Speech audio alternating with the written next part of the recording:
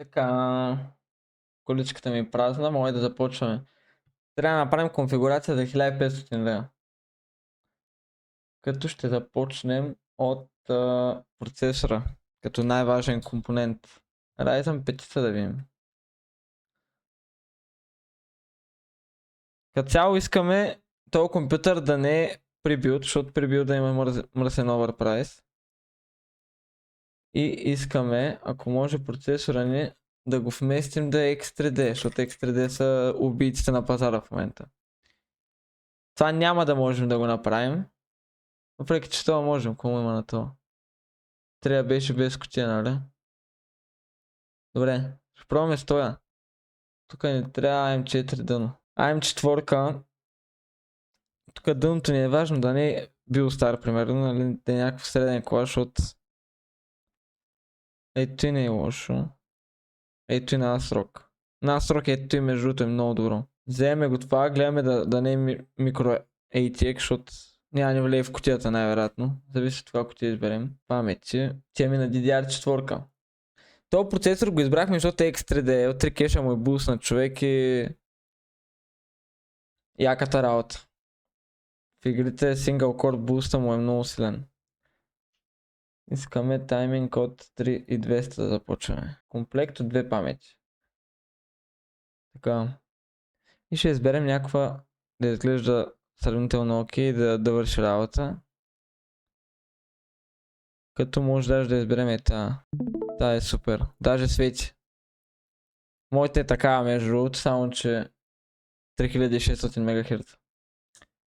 Така, какво ни трябва? Тук ще добавим някакво SSD, като ще искаме да е NVMe. Да е 1 терабайт поне бъдат. Не, тая е топа на Team Group. Тая е добра. Захранването е ясно. Пишете call link за захранване и нямате филм. Това е много добро, брат. Това е инсейн захранването.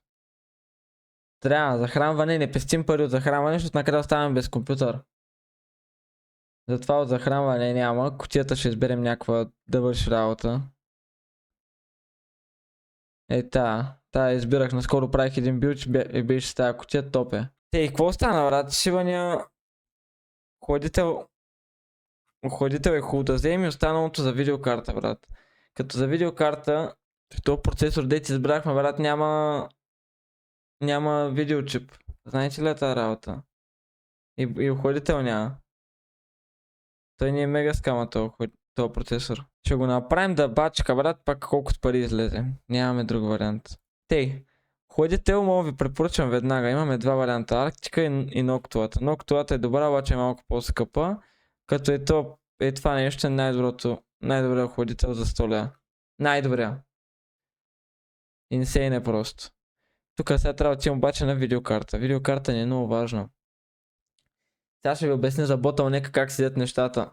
С Bottleneck нещата седят спрямо игрите, защото Bottleneck бихте усетили, ако пуснете някакъв бенчмарк, обаче вие не си купувате компютъра за да играете бенчмаркове, искате да играете игри. Ако играете CS иска повече процесор, следователно за да нямате някакви лаг спайкове и така нататък и дропове в FPS е хубаво процесора ви да има L3 кеша, който ви е нужен.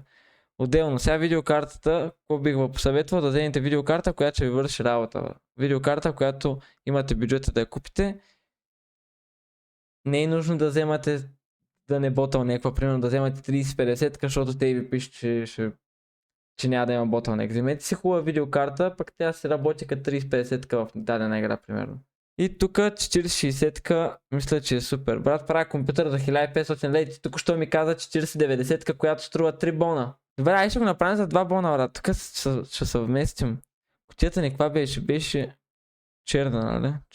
Черна видеокарта ще ни трябва. 4060 тук ще е перфектна, брат. Е тя на гигабайт. Не е low profile, перфектната е. А не, Asus Dual. Знаете ли, че Asus Dual ще е супер? Малко по-бавна е. Добре, аре гигабайта, брат. Гигабайта е супер. И това е. Как да видя? Ето ви да ви споделя кошницата. Ей ви линк чат. Това е билд за 2 бона. Перфектният билд. Смисъл е така. Ако имате малко повече пари, би го посъветвал да смените евентуално рамта и SSD-то. Това са двете неща, които аз бих бутнал. И така, Чат. Това е за 2 бона компютъра. Мисля, че се получи перфектен, реално, ако трябва да бъда честен.